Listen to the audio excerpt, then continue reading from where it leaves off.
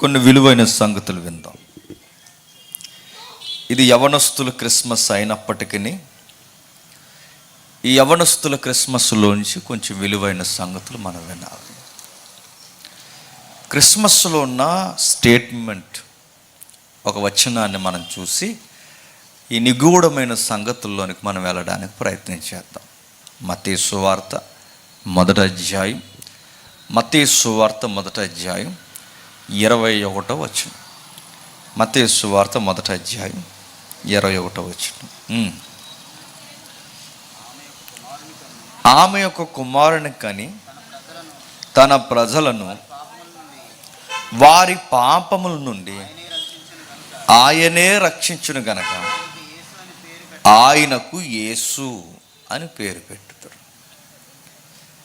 ప్రభు అయిన యేసుక్రీస్తు వారు 2000 సంవత్సరాల క్రితం పుడితే ఈ డిసెంబర్ నెలలో ఆయన సెలబ్రేషన్స్ మనం చేస్తుంటే ఆ సెలబ్రేషన్ డేలో మనం చదువుకునే వాక్యాలు ఏంటంటే, ఈయన పాపుల రక్షకుడు, పాపులను రక్షించడానికి వచ్చిన రక్షకుడు అని చెబితే బయట వాళ్ళు ఏమంటారండి?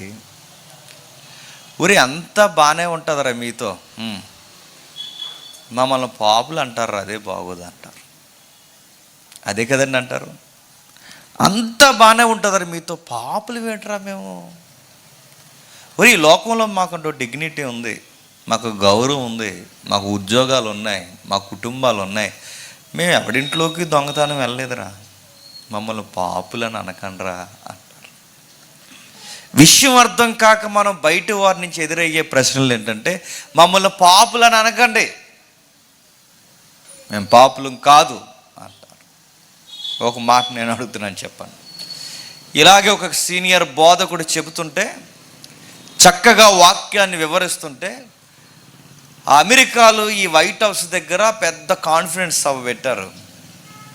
ఆ బోధిస్తున్న ఆయన పేరు రవి జకరయ్య. ఆ రోజు ఉన్న ప్రెసిడెంట్లు ఉన్నారు, వాళ్ళందరూ అక్కడ కూర్చున్నారు. ఆ కూర్చుంటే వీళ్ళందరూ కూర్చున్నప్పుడు మాట్లాడుతున్నారు. ఇలాంటి విలువలు ఆయన మాట్లాడుతుంటే, మనిషి అన్నవాడు పాపంతో ఊగిసలాటలాడుతున్నాడు, ఈ ఊగిసలాట ఆడుతున్న ఈ మనుష్యుని రక్షించడానికి ఒక దేవుడు ఈ లోకానికి అవసరం అని చెబుతుంటే సర్రమని ఒకడు లేచిపోయి అంటాడు వాడు, సార్ అంతా బాగానే ఉంటుంది సార్, మీరు మమ్మల్ని పాపులు అంటారు, మాకు అదే నచ్చదు అన్నాడు. ఏమైంది బ్రదరు అని అడిగాడు. అదిగో ఆ నల్ల పుస్తకం మీద ఉన్న అక్షరాలు మా నెత్తి మీద రుద్దుతుంటారు చూసారా, అది మాకు నచ్చదు. ఇంకా విషయం ఏంటంటే, ఇదిగో మీరు కావాలనే ఆ మాటలు మా నెత్తి మీద పెడతారు చూసారా, మాకు నచ్చదు. అంతా బాగానే ఉంటుంది, మీరు పిలవండి భోజనాలు చేస్తాం, మీరు కేకులు పెట్టండి తింటాం, చక్కగా కూర్చోమనండి కూర్చుంటాం, కానీ అదిగో మమ్మల్ని పాపులు అని మాత్రం అనకండి. మేము ఎవడింట్లోకి దొంగతనానికి వెళ్ళలేదు, మమ్మల్ని పాపులు అంటారు ఏంటంటే, ఆ రోజు తిరిగేసి అడుగుతున్నాడు ఆ కుర్రోడు, సార్ నేను గవర్నమెంట్ ఎంప్లాయీని సార్, నన్ను పాపులు అంటారేంటి? మాకు నెలసరి జీతాలు ఉన్నాయి, మా గవర్నమెంట్ ఎంప్లాయీస్ మేము, మాకుంటూ డిగ్నిటీ ఉంది, మమ్మల్ని పాపులు అని అనకండి అంటే, ఆ సీనియర్ పాస్టర్ గారు లేచి నిలబడి కోటిలా సర్దుకొని చేతుల్లో ఆ జేబుల్లో చేతులు పెట్టి ఒక మాట అడిగాడు, మై డియర్ సన్, నా కొడుకు వయసు ఉంటుంది నీకు, నేను ఒక మాట్లాడుతున్నాను, నీకు పాపులు అంటే నచ్చట్లేదు కదా అన్నాడు. నన్నే కాదు సార్, ఈ సొసైటీలో ఉన్న వారిని ఎవరిని పాపులు అనకండి, నచ్చదు అంటే, నువ్వు సొసైటీ మంచిదంటావా అని అడిగాడు. చాలా మంచిది సార్, ఇంక్లూడింగ్ మీ అన్నాడు. నాతో సహా చాలా మంచోళ్ళం సార్ అన్నాడు. అయితే నిన్ను క్వశ్చన్ అడుగుతుందని చెప్పు మై సన్, నువ్వు ఈ కాన్ఫిడెన్స్ సభకు వచ్చే సమయానికి నీ ఇంటికి డోర్ లాక్ వేసి వచ్చావా అని అడిగాడు. ఇదే నీకు ఆన్సర్ అన్నాడు. వాడికి ఏం అర్థం అవ్వలేదు, అర్థమయ్యాక సిగ్గుపడిపోయాడు. అర్థమైన వాళ్ళందరూ నవ్వారు, మీకు ఏమీ అర్థం అవ్వక నా ఎంక చూస్తున్నారు. మనతో వచ్చిన గొడవ చెప్పిన అర్థం అవ్వకపోయి నవ్వుతాం మనం.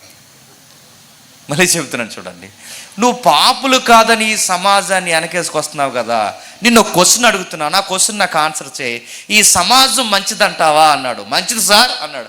మరి మంచిదైతే నీ ఇంటికి లాక్ ఎందుకు వేసావు? వదిలేసరా, నీ మంచం కూడా ఉండేవారు. నువ్వు లాక్ ఎందుకు వేసావు?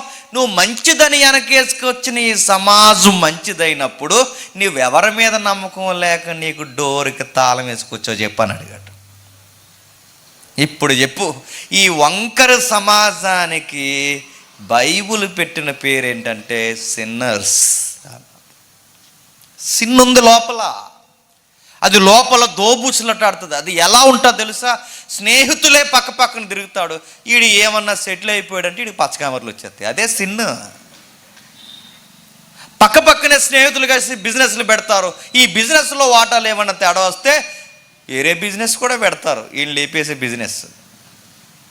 ఇవన్నీ మీకు అర్థమవుతున్నాయంటే మనుషులు ఎలా ఉంటారు చెప్పండి? ఒకరిని చూసి వారవలేడు, ఒకడు వస్తువు కొంటే వారవలేరు. ఈ రోత స్వభావాన్ని బైబిల్ ఏమన్నా చెప్పనా?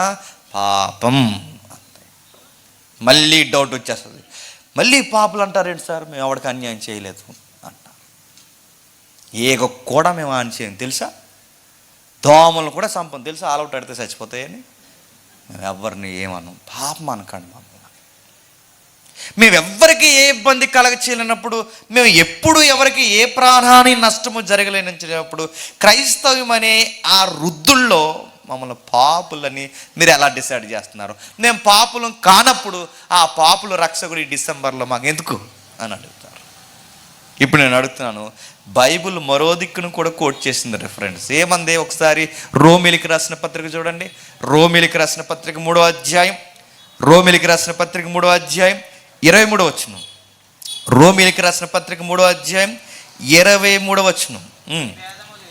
ఏ భేదము లేదు, అందరూ పాపము చేసి దేవుడు అనుగ్రహించు మహిమను పొందలేకపోయారు. మళ్ళీ నచ్చదన్నమాట. ఇందాక మత్తయిలో ఏమనుంది? పాపుల రక్షకుడను. ఇక్కడేముంది? ఏ భేదం లేదు, అందరూ పాపులను. ఇప్పుడు అడుగుతున్నాను, మేము ఎలా పాపులం అవుతాం? పాపులం అంటే దోమలు చంపమనో, పాపులంటే ఈగలు చంపారనో, పాపులంటే ఎదుటోరిని ఏదో అన్నారని కాదు. దీనికి ఒక కొలత ఉంది. నేను ఒక మాట్లాడుతున్నాను చెప్పండి. ఈ గీత వంకరగా ఉందండి అని అనాలంటే ఆ గీతను కొలిసి ఇంకో గీత ఉండాలి. ఏ గీత చెప్పండి? స్ట్రైట్ లైన్ ఉండాలి. ఈ గీతను బట్టి ఈ గీత వంకరగా ఉందని చెప్పొచ్చు. అంటే ఇప్పుడు ఇది వంకరగా ఉందనడానికి కొలత ఏంటి? మరో గీత ఉంది. ఇది మీకు అర్థమైతే ఏ భేదం లేదు, అందరూ పాపులని అంటున్నామంటే ఇది పాపం, ఈడు పాపి అని ఏ స్కేల్తో మనల్ని బైబిల్ డిక్లేర్ చేస్తుంది? నా మాట మీకు అర్థమవుతుందా? అర్థం చేసుకోవడానికి ప్రయత్నం చేయండి, చేతులెత్తి దండం పెడతాను. ఎందుకంటే ఇవి మౌలికమైన విషయాలు అర్థం అవ్వాలి. లేకపోతే మన క్రిస్మస్, అసలు మన క్రిస్మస్కి అర్థం పర్థం ఉండదు. ఏముంటుంది చెప్పిన? సంబరాలు సంబరాలు సంబరాలు, అంబరాలు అంబరాలు సంబరాలు, సొక్కు పుట్టింది డీజే, సొక్కు పుట్టింది డీజే, డీజే దడ దడ దడ ఇలా బాక్స్లో దడ దడ డీజే, సొక్కు పుట్టింది, సొక్కు పుట్టింది, పుట్టిందిలే తర్వాత ఏం చేయండి చెప్పడం, సొక్కు పుట్టింది అంతే. నేను అడుగుతున్నాను, ఇదొద్దు. మనకు అర్థం అవ్వాలి. అర్థవంతమైన క్రిస్మస్ మనం చెయ్యాలి. చూస్తున్న వాళ్ళకు కూడా నిజమేరా, ఈ దేవుడు మన అందరికీ అవసరం రా అని తెలియాలి.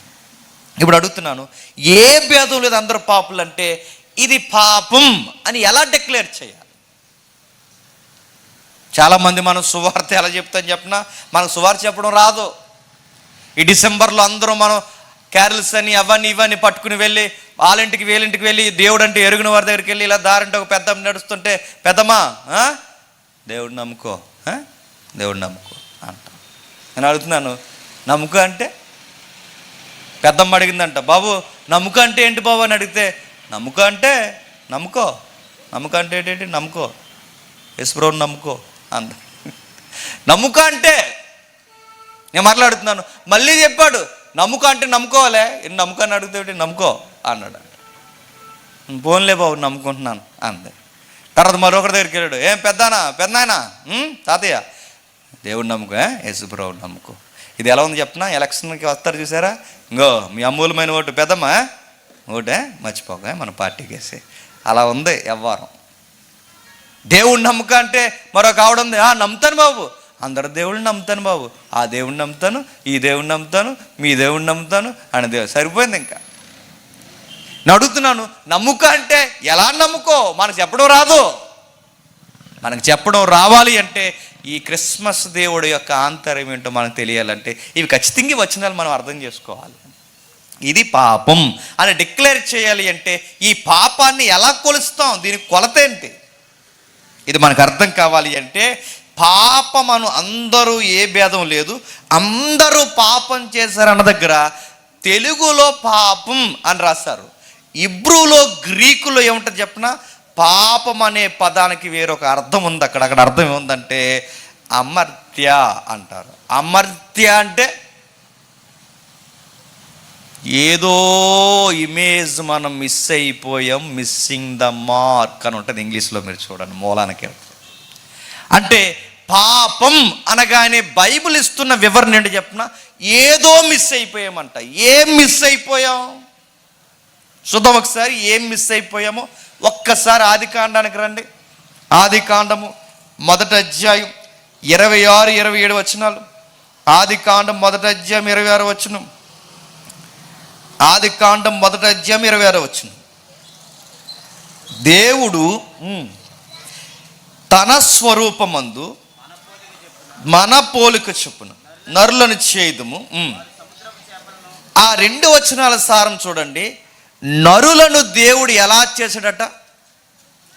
తన స్వరూపమందు.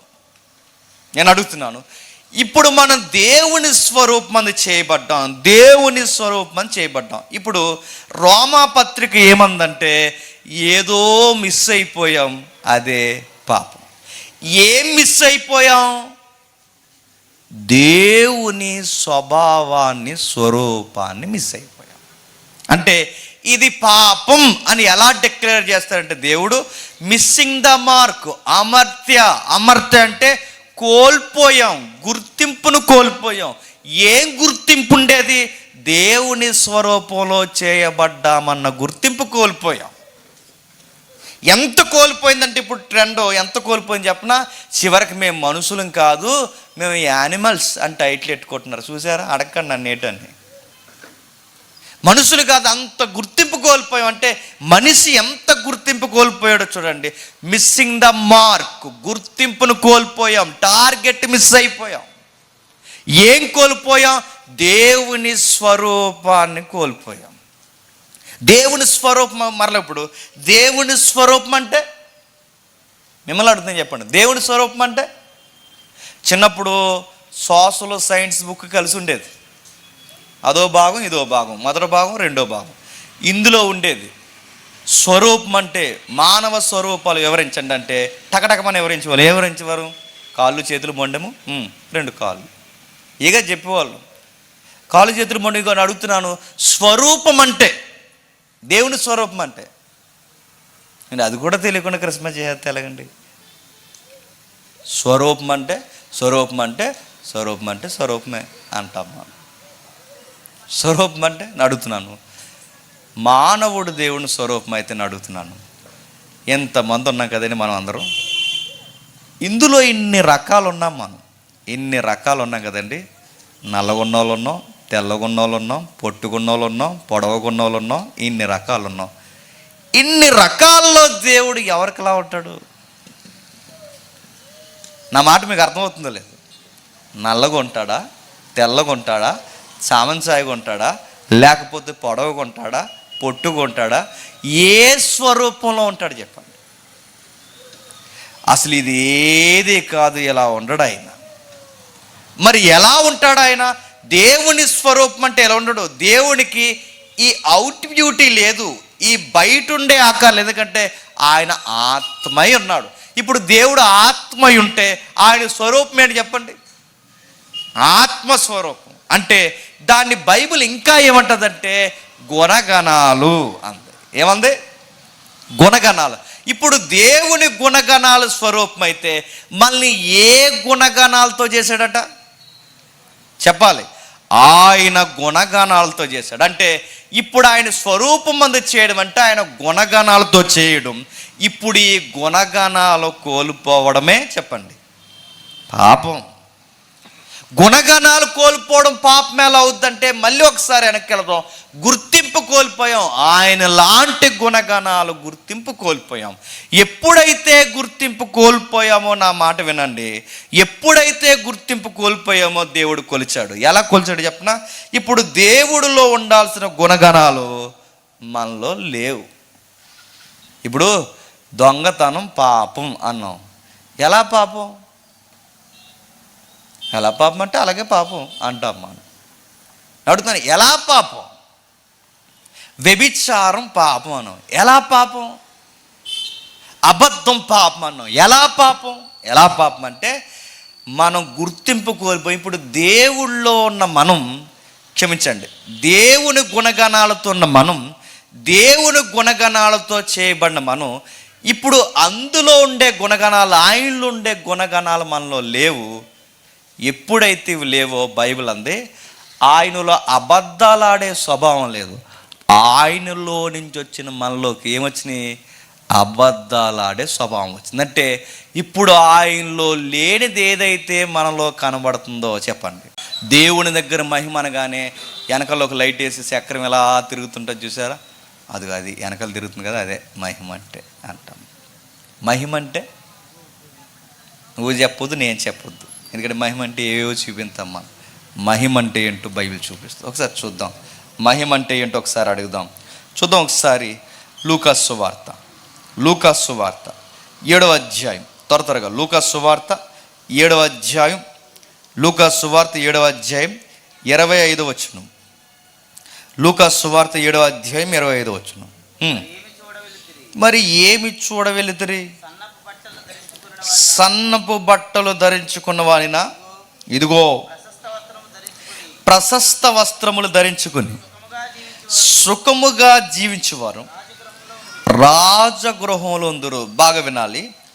మహిమ అంటే ఏంటని అడిగితే బైబిల్ చెప్తుంది, ఒక సామాన్యులకి సామంతులకి మహిమను వేరు చేసేది ఏంటంటే, మహిమను చూపించేది ఏంటంట?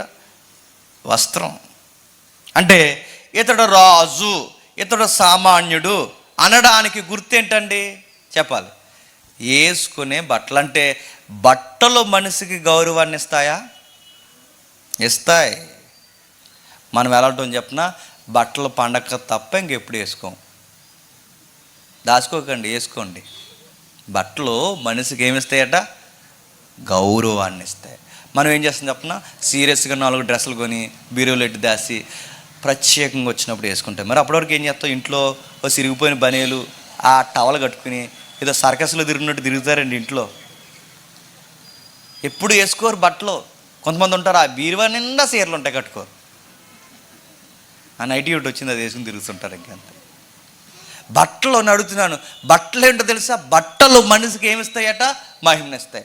బట్టలు అంటే మనం వేసుకునే కాస్ట్యూమ్స్ మనకి వాల్యూని పెంచితే, ఈ మధ్యకాలంలో బట్టల షాపులు అన్నీ ఏ బట్టలు అమ్ముతున్నారండి? సిరిగిపోయిన బట్టలే అమ్ముతున్నారు. ఎంత సిరిగిపోతే అంత రేటు. ఒకప్పుడు అలా కూర్చుని వేసుకున్న ప్యాంట్ వేసుకుని కూర్చుని వేసుకున్న ప్యాంట్ వేసుకుంటే వెనకాల సిరిగిపోయేది. ఎందుకంటే అప్పుడు బట్టలు ఎప్పుడు పడితే ఇప్పుడు ఉండేయండి, పండగ వస్తే కానీ బట్టలు ఉండేవి కాదు. ఆ మిషనోడికి లైన్లో నిలబెట్టాడిని వారం అంతా బతిమలాడుకుంటే, రేపు ఇస్తాను, మాపిస్తాను, ఎల్లుండి ఇస్తాను, ఆ తర్వాత ఏదో ఓ జేబీ వేయకుండా బట్టన్ వేయకుండా ఇస్తే అయ్యే మన కొత్త బట్టలు. అప్పుడు అది ఏడాది అంతా వేసుకుంటే సిరిగిపోయేది మనకి. వెనకాల చిరిగిపోయి, ఎదరు చిరిగిపోయి, కూర్చున్నప్పుడు తిరిగిపోయి, అన్నీ సిరిగిపోతే ఇప్పుడు అవి సిరిగిపోయిన బట్టలు వేసుకోవడానికి నామోసుగా ఉండేది. కానీ విషయం ఏంటి చెప్పినా, ఇప్పుడు ఎంత సిరిగిపోతే అంత ఫ్యాషన్. వెనకాల సిరిగిపోయింది రేట్ ఎక్కువ, ఎదరు సిరిగిపోయింది రేట్ ఎక్కువ, కింద సిరిగిపోయింది రేట్ ఎక్కువ, జబ్బలకాడ సిరిగిపోయింది రేట్ ఎక్కువ, మెడకాడ సిరిగిపోయింది రేట్ ఎక్కువ. ఇలాంటి వేసుకుంటే ఎంత వేసుకుంటే అంత రేటు. మాట చెప్పినా, మంచి బట్టలు మనిషికి గౌరవాన్ని ఇస్తాయి. అందుకే ఏ బట్టలు పడితే ఆ బట్టలు వేసుకోకండి, ఉన్న గౌరవం పోతుంది. మంచి బట్టలు వేసుకోండి. ఈ మధ్యకాలంలో సిరిగిపోయిన బట్టలు వేసేసుకుని, ఎలా పడితే అలా సిరిగిపోయిన బట్టలు వేసుకుని, ఒక ఆవిడ సిరిగిపోయిన బట్టలు వేసుకుంటున్నారు కదండి ఇప్పుడు, సీవ్లెస్ సిరిగిపోయిన బట్టలు వేసుకుని అవన్నీ వేసేసుకుని కింద ఏదో వేసుకుంది, ఆ పేరు మనది తెలదు, ఆ బట్టలు వేసుకుని ఆ ట్యాగ్ వేసుకుని లిఫ్ట్కి వేసుకుని సీరియస్గా ఇలాంటి ఈదులో నడుచుకుంటూ వచ్చేస్తుంటే ఒకడు ఎదురు వచ్చేసి, హలో ఇక్కడ కొత్తగా ఈదులో తిరుగుతున్నావేంటి, ఈది మందే అన్నాడట. ఏ mister stupid fellow, nonsense అందరు. నాన్ సెన్స్ గెయిన్ సెన్స్ అనుకో, సభ్యత్వం ఉందా అని అడిగాడట. ఎంతకీ ఎవడో తెలుసా? అడుక్కునేవాడు. ఈవిడిని ఏమనుకుంటున్నాడు తెలుసా? కొత్తగా ఎవరో నాకు ఎదురొచ్చేసింది, నా ఈదిలో సభ్యత్వం లేకుండా అని అడుగుతున్నాడు. ఎవరిని అడుక్కునేది వచ్చింది అనుకుంటున్నాడు. మరి సిరిగిపోయిన బట్టలు వేసుకుంది కదా. అందుకే మంచి బట్టలు వేసుకోండి. మంచి బట్టలు వేసుకుంటే మనిషికి ఏమిస్తాయి చెప్పండి? గౌరవాన్ని ఇస్తాయి. బట్టల షాప్కి వెళ్ళినప్పుడు ఆ హీరో సిరిగిపోయింది వేసుకున్నాడు, ఈ హీరో సిరిగిపోయింది వేసుకున్నారంటే పాపం బట్టలే వాళ్ళకి అలాగే వేసుకుంటారు. మీకు బట్టలు ఉన్నాయి, మంచి బట్టలు వేసుకోండి. మనిషికి బట్టలు ఏమిస్తాయట? మహిమనిస్తాయి. ఆ పాయింట్ అలా గుర్తుపెట్టండి. మరో పాయింట్ చూడండి, ఆదికాండము 45 అధ్యాయం 13వ వచనం చూడండి. ఆదికాండము 45వ అధ్యాయం 13వ వచనం. ఆదికాండము 45వ అధ్యాయం 13వ వచనం. ఐగుప్తిలో నాకు కలిగిన సమస్త ఘనతను మీరు చూసినది యావత్తు నా తండ్రికి తెలియజేసి. ఎవరైనా? ఈయనెవరు? యోసేపు. యోసేపు గారికి ఐగుప్తిలో కలిగిన ఘనత ఏంటి? ఆయన సింహాసనం మీద కూర్చోవడమే. చెప్పండి, మహాఘనత. అంటే ఒకడికి వేసుకునే బట్టల ఘనత, మరొకడికి కూర్చునే సింహాసనం ఘనత. అంటే అధికారాలు కూడా ఘనతను చెప్పండి ఇస్తాయి. మొన్నటి వరకు వీడి వెనకాల ఎవరు ఉండరు, సడన్గా పంచాయతీలో ప్రెసిడెంట్ అయిపోతారు. వెనకాల 70 మంది తిరుగుతారు. మొన్నటి వరకు తిరిగినోడు వెనకాల ఈరోజు 70 మంది ఎలా తిరుగుతున్నారంటే చెప్పండి, అధికారము ఘనత. పొరపాటున మీరు ఎమ్మెల్యే అయిపోయారు అనుకోండి, అవరు, అందుకే పొరపాటున ఎమ్మెల్యే అయిపోయారు అనుకోండి, అక్కర్లేని ఎక్కడ లేని చుట్టాలు అందరూ చుట్టాలు అయిపోతారు. ఎందుకు చెప్పండి? ఘనత. ఆయన ఏమవుతాడు తెలుసా? పలానా అటు నుంచి ఇటు మా బాబాయ్ గారు అబ్బాయి గారు బాబాయ్, అటు నుంచి ఇటు మా అత్తయ్య గారు తలకి, ఇటు నుంచి బామ్మరితో అవుతాడు. ఏమనుకుంటున్నారు? ఎందుకు ఈ వరుస ఎలా వచ్చేసింది? అధికారాన్ని బట్టి వచ్చేస్తుంది. అంటే అధికారాలు మనిషికి ఘనతనిస్తా. ఎందుకు ఇవ్వండి? ఒక అధికారి ఇలా వచ్చాడు అనుకోండి, లేచి నిలబడతాం. అదే అధికారి వయసున్న ఇంకొక ఆయన వచ్చాడు అనుకోండి, లేచి నిలబడం. ఎందుకు?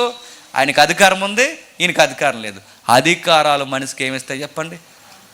గౌరవాన్ని, ఘనతనిస్తాయి. అంటే ఒకడికి వేసుకునే బట్టల గౌరవాన్ని ఇస్తాయి, మరొకడికి అధికారం, ఘనతనిస్తుంది. సీగారు వస్తే బాగున్న మాట ఆయనతో చెప్పుదును. ఎప్పుడన్నా మీరు పోలీస్ స్టేషన్ కానీ ఎక్కడికైనా వెళ్ళినప్పుడు, ఈసారి వెళ్ళినప్పుడు మంచి బట్టలు వేసుకుని వెళ్ళండి. అక్కడికి మంచిగా మాట్లాడతారు. నువ్వు ఇంటికాడ ఉన్నట్టు వెళ్ళిపోయావనుకో, 5 గంటలకు రా అంటారు.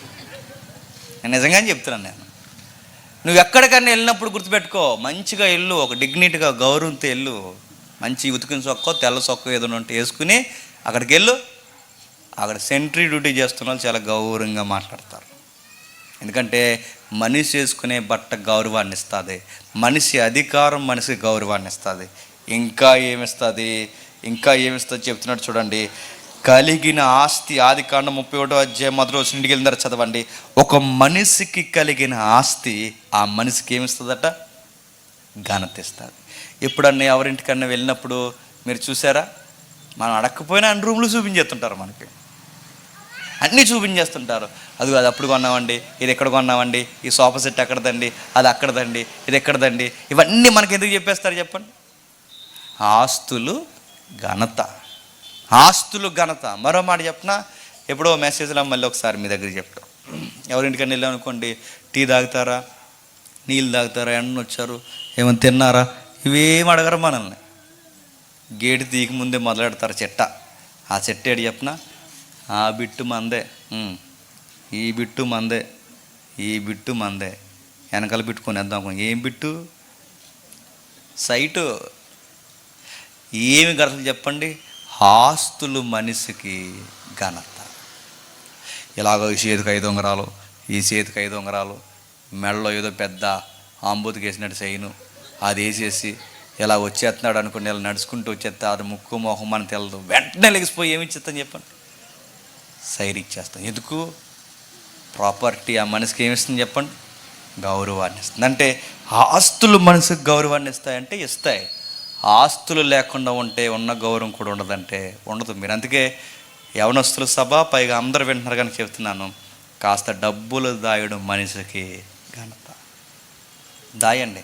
ఎలా పడితే అలా ఖర్చు పెట్టి, ఎలా పడితే అలా జలస చేసేసి, ఎలా పడితే అలా ఉంటే ఒక్కసారి రోడ్డుకి వచ్చావో, నువ్వు వైద్యం చేయించుకోవడానికి నీ దగ్గర డబ్బులు లేవో అని చెప్తున్నాను, అవమానమే పెద్ద రోగమై చచ్చిపోతావు.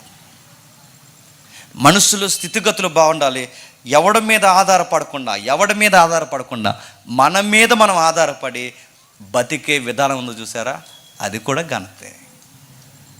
ఎన్ని ఘనతలు కనబడుతున్నాయండి? ఘనతకు పర్యాయ పదం ఏంటండి? మహిమ. మీరు ఆ క్వశ్చన్ మర్చిపోకండి. మహిమ అంటే ఏంటని అడుగుతున్నాం. ఇప్పుడు అడుగుతున్నాను, వస్త్రాల మహిమ, నెక్స్ట్ అధికారం మహిమ, నెక్స్ట్ ఆస్తుల మహిమ. ఇంకేముందో త్వర 2 వచనాలు చూద్దాం. ఇంకా ఏముందో ఒకసారి సామెతల గ్రంథం చూడండి. సామెతల గ్రంథం 20వ అధ్యాయం, సామెతల గ్రంథం 20వ అధ్యాయం 29వ వచనం చూడండి. సామెతల గ్రంథం 20వ అధ్యాయం 29వ వచనం. యవనస్తుల బలము వారికి అలంకారము, తలనెరుపు వృద్ధులకు సౌందర్యం. యవనస్తులకు ఘనత ఏంటంటే, యవనస్తులకి ఘనత ఏంటి చెప్పండి? బలము, ఫిట్గా ఉండాలి. ఈరోజు అడుగుతున్నాను, యవనస్తులు ఫిట్గా ఉంటున్నారా? ఏమంటున్నారు అడుగుతున్నాను. ఇంత ట్యాంకులు వేసుకుని తిరుగుతున్నారు, ట్యాంకులు, పెద్ద ట్యాంకులు. ఈ ట్యాంకులు అలా ఉంటున్నాయి ఎదరికి, ఇంత ట్యాంకులు. అడుగుతున్నాను, ఏది ఫిట్నెస్ ఏది అడుగుతున్నాను. నువ్వు చిన్న వయసులోనే ఇంత ట్యాంక్ వేసి తిరిగితే అడుగుతున్నా, అది ఘనత? ఈడేటండి అంకుల్లో ఉన్నారు అంటారు. సీరియస్గా అడుగుతున్నాను నేను. మరికొంతమంది యవనస్తులు ఉంటారు, మొత్తం తినరు, ఇలా వంగిపోయి ఉంటారు. మరికొంతమంది ఉంటారు, గాలి వేస్తే ఎగిరిపోయారు. అడుగుతున్నాను, వాడికేమో నడువు నిలబడదు, వాడికేమో నడుము మీద బరువు ఎక్కువైపోతుంది, వాడికేమో ఒక్క రకంగా. అడుగుతున్నాను, యవ్వనస్తులకి ఘనత ఏంటి చెప్పండి? ఫిట్గా ఉండాలి. ఎప్పుడు ఫిట్గా ఉంటారు? తిండికి తగ్గ పని, పనికి తగ్గ తిండి. అంటే కష్టపడుతూ ఉండాలి, తల్లిదండ్రులకు హెల్ప్ చేయాలి, చక్కగా ఉండాలి, ఆ కష్టానికి తగ్గ తిండి తినాలి. అప్పుడు మన బాడీ ఎలా ఉంటుంది చెప్పండి? ఫిట్గా ఉంటుంది. మనం ఏం చేస్తాం? గట్టిగా తింటాం చెప్పండి, ఏ పని చేయం. తిండి తక్కువ చెప్పండి, ఏమవుతుంది? బాడీ వాష్ అవుట్ అవుతుంది. అంటే యవనస్తులకి ఘనత ఏంటి చెప్పండి? ఫిట్గా ఉండాలి. రెండవది చెప్తున్నాను, వృద్ధులకు కిరీటం ఏంటట? వృద్ధులకి కిరీటం ఏంటి చెప్పండి? చాలామంది ఉన్నారు ఇక్కడ. వృద్ధులకి ఘనత ఏంటి చెప్పండి? తల మెరాలి. కానీ వృద్ధులు ఏం చేస్తారు చెప్పండి? రంగు వేసేస్తారు. అది ఘనత అనుకోరు, కాటికి రాసేస్తారు, అది రాసేస్తుంటారు. ఇంకేం రాసేస్తారండి? గోధురు తెల్ల వెంట్రుకలు పీకేయకండి, అలా గోధురేజాయిడ్ కట్ చేయండి, ఇలా కట్ చేయండి, సులువుగా కలపండి, బ్రష్తో వేసేయండి, వేసేసి మీసాలకి వేసేసి, వాటికి వేసేసి, అన్నిటికి వేసేసి అడుగుతున్నాను, ఉన్న ఘనత పోద్ది.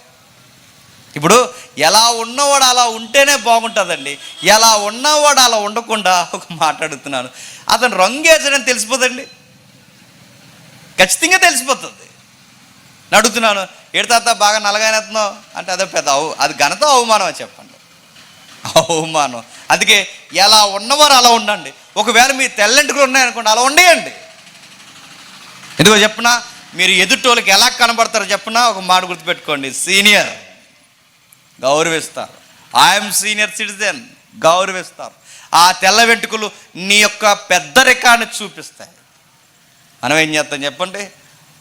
మొత్తం రంగేసేస్తాం. తెలుగులో సామెత ఉందండి, ముసలిదాన్ని ఎంత మొత్తావు చేసినా చెప్పండి తెలిసిపోద్ది, ఆవిడ పెళ్లి కూతురు కాదని మాట్లాడుతున్నా. ఈ మాట మీరు గుర్తిస్తే నేను చెప్తున్నాను, ఒక్కొక్క మనిషికి ఒక్కొక్క ఘనత ఉంది. ఒకరికి ఆస్తుల ఘనత, ఒకరికి బలము ఘనత, ఒకరికి చెప్పండి వయస్సు ఘనత, మరొకటికి మరో మాట ఉంది, ఎదుట వ్యక్తుల్ని క్షమించడం ఘనత. మరొక మాట ఉంది చూడండి, 20వ అధ్యాయం 3వ వచనం. త్వర ముగించుకుంది, అర్థం అవుద్ది ఇప్పుడు. 20వ అధ్యాయం 3వ వచనం. కలహానికి దూరంగా ఉండండి, నరులకు ఘనత. కలహానికి దూరంగా ఉండడం ఏంటట? నరులకు ఘనత. కలహానికి దూరంగా ఉండడం ఘనత. ఈ మధ్యకాలంలో కలహాలు ఎట్టుకోవడమే ఘనత అనుకుంటున్నారు. ఇప్పుడు చాలామంది మగసిరిగల మగాళ్ళ ఫీల్ అవుతుంటారు. అసలు వీడికి ఏ గొడవ సంబంధం ఉండదండి, పై బట్టను ఇప్పేసి ఇలా వచ్చేసి అసలు వీడికి సంబంధం లేని గొడవలోకి దూరిపోయి ఏడ్రా ఆడరా అంటారు. ఇప్పుడు అడుగుతున్నాను, వాళ్ళిద్దరు గొడవ ఆపేస్తారు, అసలు ముజ్జులు నువ్వేట్రా అని వాళ్ళిద్దరు కలిసి ఎవరిని అంటారు చెప్పండి? అడుగుతున్నా, నీకు ఏమీ తెలియకుండా తగునమ్మా అని గొడవలో దూరితే ఇలా ఎల్లుండి అలా మెత్త కూడా పంపించేస్తారు. ఇంటికి వచ్చి అడుగుతున్నాను, ఏమైందంటే ఘనత ఆ గుడేహారే అని చెప్తావా? అడుగుతాను, ఏమని చెప్తావు చెప్పు? గొడవలకి దూరంగా ఉండడం మనిషికి ఘనత. ఎంత ఘనత చెప్పినా భలే ఉంటాడండి, గౌరవపదంగా, ఎవరి జోలికి పోడు, చక్కగా మాట్లాడతాడు, చక్కగా సంపాదిస్తాడు, ఎంత గౌరవపదంగా ఉంటాడో, ఇది ఘనత. ఒక మనిషికి ఘనత గొడవలకు దూరంగా ఉండడం, మరొక మనిషికి ఘనత వయసులో చక్కగా ఉండడం, మరొక ఘనత వృద్ధాప్యం, మరొక ఘనత ఆస్తి. ఈ ఘనత అనే పర్యాయ పదం ఇవన్నీ మనుషులకు మహిమ.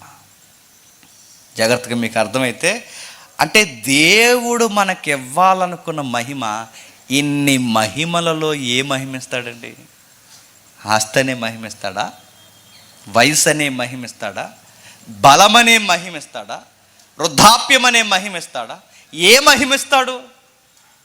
మాట నేను చెప్పనా, ఇది ఎవళ్ళో ఒకళ్ళో ఉంటేనే అది చాలా ఘనత తెస్తుంది.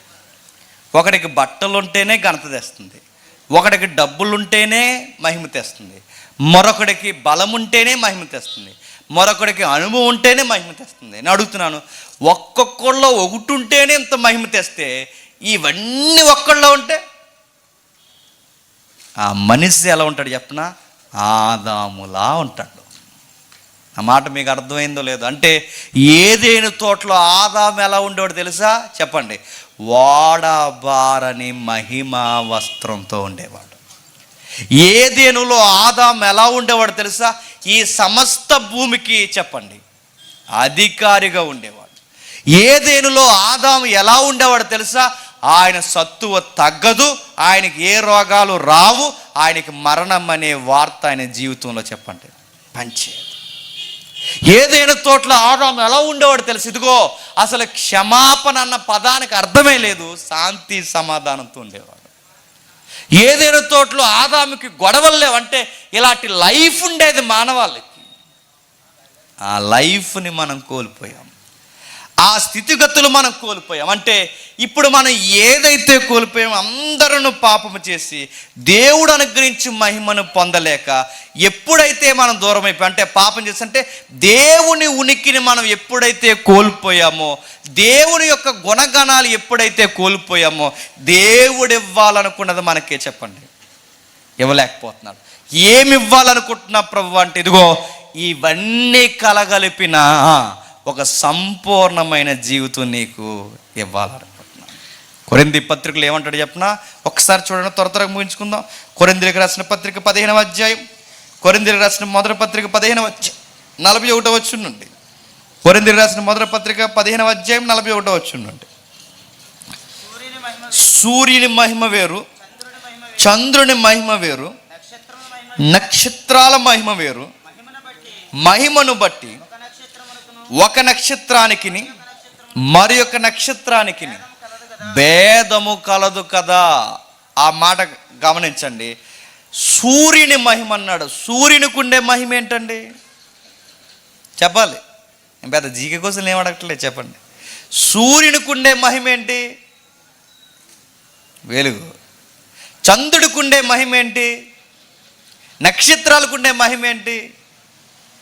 వెలుగు మహిమ కాదు. సూర్యుడికి ఉండే మహిమ ఏంటో చెప్పనా? సూర్యుడు సూర్యుడిలా ఉండడమే మహిమ, చంద్రుడు చంద్రుడిలా ఉండడమే మహిమ, నక్షత్రాలు నక్షత్రాల్లా ఉండడమే మహిమ. నక్షత్రాలకు వేరే రంగు రాకూడదు, అది దాని గుణాన్ని కోల్పోకూడదు. ఇది మీకు అర్థమైతే మనిషికి ఉండే మహిమ ఏంటో చెప్పనా? మనిషి సాక్షాత్తు దేవుని స్వరూపంలో ఉండడమే మహిమ. ఆ మహిమను కోల్పోయాం, ఆ మహిమను పోగొట్టుకున్నాం. ఇప్పుడు ఆ మహిమ మరలా మనకు రావాలి అంటే, ఇప్పుడు ఈ మానవుడికి మరలా ఆ జీవితం రావాలంటే, ఏదైనా వనంలో కోల్పోయిన ఆ జీవితం మనకు రావాలి అంటే, మనం అందరం ఎలా ఉన్నామండి? ఏ భేదం లేదు చెప్పండి. అందరూ పాపము చేసి దేవుడు అనుగ్రహించి మహిమను గుర్తింపును కోల్పోయాం. ఇప్పుడు ఆ మహిమా జీవితం మనకు రావాలి అంటే, ఇప్పుడు మనకి ఇవ్వడానికి బాగా వినాలి, మనకి ఇవ్వడానికి ఆ జీవితం ఎలా ఉంటుందో చూపించి మనకు అనుగ్రహించేవారు మరొక మానవుడు మనకు కావాలి. ఎవరున్నారు? నువ్వున్నావా? నేనున్నానా? ఎవరున్నారు చెప్పండి? మరలా ఆ జీవితాన్ని మనకిచ్చే నాదుడు ఎవ్వరు లేరంటే, ఒక మనిషికి ఉండే ఆ చక్కటి జీవితం మరలా రావాలి అంటే ఒకరు కావాలి. ఆ ఒక్కరు ఎవరో చెప్పిన నజరేయుడైన యేసుడు. అంటే క్రిస్మస్ అంటే అర్థం ఏంటి చెప్పండి? ఏదేను వనంలో మనం ఏం కోల్పోయామో, మొదటి జీవితం ఏం కోల్పోయామో మరలా దాన్ని తిరిగి పొందుకునే దానినే ఇవ్వడానికి వచ్చిన వైనాన్నే చెప్పండి క్రిస్మస్ అన్నారు. అంటే ఒక యవ్వన జీవితం ఎలా ఉంటుందో అలాంటి ఆరోగ్యకరమైన జీవితం, ఒక అనుభవం ఎలా ఉంటుందో అలాంటి అనుభవం కలిగిన జీవితం, వాడబారిన వస్త్రాలు ఎలా ఉంటాయో అలాంటి అనుభవం కలిగిన జీవితం, చిరాస్తులు స్థిరాస్తులు కలిగిన ఎంత ఘనత ఉంటుందో అంత వందాతనమైన జీవితం, అలాంటి జీవితం ఆదాముకు ఉండేది ఏదైనా వనంలో. అది పోగొట్టుకున్నాం. ఆ పోగొట్టుకున్న ఆదాము జీవితాన్ని కడపటి ఆదాముగా మనకు చూపించడానికి ఎవరు వచ్చారు చెప్పండి? యేసుక్రీస్తు. అంటే క్రిస్మస్లో ఉన్న గుడ్ న్యూస్ ఏంటి చెప్పిన? తెగిపోయిన బంధాన్ని దేవుడు మరలా మనకు కలిపేదాన్నే చెప్పండి క్రిస్మస్. అందుకే సర్వోన్నతమైన స్థలముల్లో దేవునికి మహిమ, భూమి మీద మనుషులకు సమాధానం. ఈ సమాధానం ఎప్పుడైతే పొందుకుంటామో ఆ స్వరూప గుణగణాలు వస్తాయి. అందుకే చూడండి ఎలా ఉంటుంది ఆ లైఫ్ అంటే అచ్చు యేసు ప్రభు లైఫ్లా ఉంటుందట. బైబిల్ ఒక కోట్ చేసింది కానీ బైబిల్ ఒక రెఫరెన్స్, దైవత్వం యొక్క సర్వ పరిపూర్ణత ఆయనలో వసించుచున్నది. ఆయన ఎలా ఉంటాడంటే మరణించి తిరిగి లేచాడు. ఆయన ఎలా ఉంటాడంటే గుర్తుపట్టండి, ఆ మహిమా జీవితంతో చూస్తుండగా కనబడ్డాడు, మళ్ళీ మాయమయ్యాడు. శిష్యులు లోపల ఉండగా తలుపులు వేయబడి ఉండగా లోపలికి వచ్చాడు, మళ్ళీ కనబడ్డాడు. పాత జీవితాన్ని చూపిస్తున్నాడు, నూతన రూపాన్ని చూపిస్తున్నాడు. చూస్తుండగా మేఘాల మీద వెళ్ళిపోయాడు. ఇవన్నీ మనకి ఏం చూపిస్తున్నాయి చెప్పండి? అలాంటి జీవితం మరలా మనకి చెప్పండి రాబోతున్నాడు. అంటే ప్రథమ ఫలము ఆయన తిరిగి వచ్చినప్పుడు చెప్పండి ఈ లైఫ్ మనకి రాబోతుంది. అది ఎక్కడ ఎలా ఉంటుందంటే మీరు ప్రకటన గ్రంథం ఇంటికి వెళ్ళిన తర్వాత చదవండి. అక్కడ ఎలా ఉంటుంది చెప్పిన? సూర్యుడు ఉండడు, వడగాలి ఉండదు, బాధలు ఉండవు, రోగాలు ఉండవు, శ్రమలు ఉండవు, సొమ్మ చెల్లిపోయే గుణగణాలు ఏమి ఉండవు. ఆ లైఫ్ ఎలా ఉంటుందంటే నిత్యము గొర్రె పిల్లలా అలా ఉంటామంట. అంటే గొర్రె పిల్ల అంటే యేసుక్రీస్తులా ఉంటామంటే అలాంటి జీవితం మనకి ఇవ్వబోతున్నాడు. ఇది ఇవ్వడానికే పరలోకం నుంచి చెప్పండి భూలోకానికి వచ్చాడు. ఇలా భూలోకానికి వచ్చిన ఈయన్ని గుండెల్లో పెట్టుకుని మోసింది ఎవరు చెప్పండి? 17 ఏళ్ళ ఆడపిల్ల, 25 ఏళ్ళ కుర్రోడు. ఇంత పెద్ద భారీ ప్రాజెక్ట్ని నెరవేర్చింది ఎవరంటే ఒక 17 ఏళ్ళ ఆడపిల్ల, 25 ఏళ్ళ కుర్రోడు. వాళ్ళు ఎంత సాక్రిఫైస్ చెప్పినా ఆ దేవుని చిత్తాన్ని లోకం కొరకు, ఈ లోకాన్ని ప్రక్షాళన చేయడానికి వాళ్ళ లైఫ్లో దేవుని చిత్తం కొరకు రిస్క్లో పెట్టారు. యూత్ మీట్లోకి మాట్లాడుతున్నాను చెప్పండి, వాళ్ళ వివాహాలు రద్దయ్యాయి, వాళ్ళ కోరికలు ఆవిరయ్యాయి, వాళ్ళ కలలు ఆగిపోయాయి. ఈ 25 ఏళ్ళ కుర్రోడు, ఈ 17 ఏళ్ళ మరియా, వీళ్ళిరువురు నిలబడితే ఆ కోల్పోయిన ఆదాము జీవితాన్ని మరలా మనకివ్వడానికి వేల జీవితాలు కోల్పోవడానికి సిద్ధమయ్యారు. ఇది క్రిస్మస్ అడుగుతున్నాను. ఇప్పుడు ఇది మనకు అర్థమైతే అడుగుతున్నాను, ఇది మనకు అర్థమైతే ఇప్పుడు మనం లోకానికి ఏం చెప్పాలి చెప్పండి? పెద్దమ్మ దేవుణ్ణి నమ్ముకో అని కాదు. ఏం చెప్పాలి చెప్పండి? పెద్దమ్మ నీకు వయసు అయిపోయిందిగా, మళ్ళీ వయసు అవ్వని ఒక జీవితం రాబోతుంది పెద్దమ్మ. పెద్దమ్మ మనం మరణిస్తున్నాంగా, మరణించని ఒక జీవితం రాబోతుంది పెద్దమ్మ. అది ఎలా ఉంటుంది తెలుసా? మొదటి రాకడని ఒక రాకడ జరిగింది, ఆయన వచ్చాడు, తిరిగి లేచాడు. ఈ ప్రతి డిసెంబర్లో మనకు అర్థమవుతుంది పెద్దమ్మ మళ్ళీ ఒకరోజు ఆయన రెండవసారి రాబోతున్నాడు. ఈ మొదటి రాకుల్లో మనకిచ్చిన వాగ్దానం క్రిస్మస్ పెద్దమ్మ. మళ్ళీ రెండవ రాకుల్లో వస్తాడు, మనల్ని అందరినీ తిరిగి తీసుకెళ్తాడు. ఇది భూమి మీద సమాధానం, పరలోకమందు దేవునికి మహిమ. ఆ మహిమా జీవితాన్ని ఎవరైతే చూస్తారో ఇదే నిజమైన క్రిస్మస్. ఇవేమీ మనకు మనకి ఏం అర్థమవుతాయి చెప్పిన? నాటికలు, డ్యాన్స్లు, ఇవన్నీ అర్థమవుతుంది. అడుగుతున్నాను, ఇలాంటివన్నీ బయట వాళ్ళకి చూపిస్తే యేసుప్రభువు ఎందుకు పుట్టాడో వాళ్ళకి ఏమర్థమవుతుందండి? వాళ్ళు తిరిగేసి అడుగుతున్నారు, మేమెందుకు పాపులు అవుతామని. అంటే పాపులు సీమని చంపినందుకు, దోమని చంపినందుకు అవరు. పాపులు ఎందుకు అయ్యారంటే దేవుని స్వరూపాన్ని కోల్పోయాం గనక పాపులమయ్యాం. ఈ దేవుని స్వరూపాన్ని మరలా మనకి ధరింపజేసేది ఎవరు చెప్పండి? యేసుక్రీస్తు. ఇది ఉచితంగా మనకు వచ్చింది. ఎంత ఉచితంగా అంటే ఇదిగో క్రీస్తు స్వరూపం మన యందు ఏర్పడితే మనం ఎవరి స్వరూపాన్ని ధరించుకున్నాడు చెప్పండి? దేవుని స్వరూపం అంటే మరలా ఆ గుణగణాలు మనకు వస్తాయి. ఎప్పుడైతే వచ్చాయో మనం నిత్యత్వానికి వెళ్ళడానికే ఆయన భూలోకానికి వచ్చాడు. మనల్ని తీసుకెళ్ళడానికే ఆయన తిరిగి వచ్చాడు. మరలా ఒకరోజు వస్తాడు, మనం తిరిగి తీసుకెళ్తాడు. ఇది చెప్పండి బయట వాళ్ళకి అర్థం కాకపోతే క్రిస్మస్ అని. క్రిస్మస్ అంటే ఇది చెప్పం.